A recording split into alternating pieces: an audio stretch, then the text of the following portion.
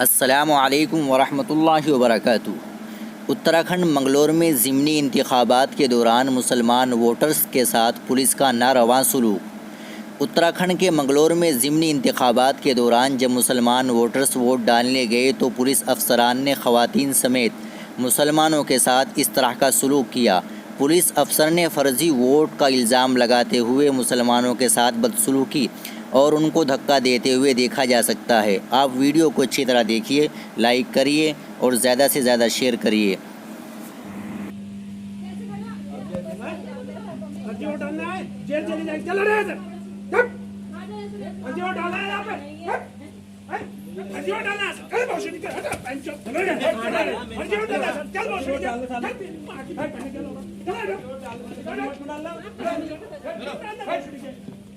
اس کے پاس لیے وہی ڈلے گا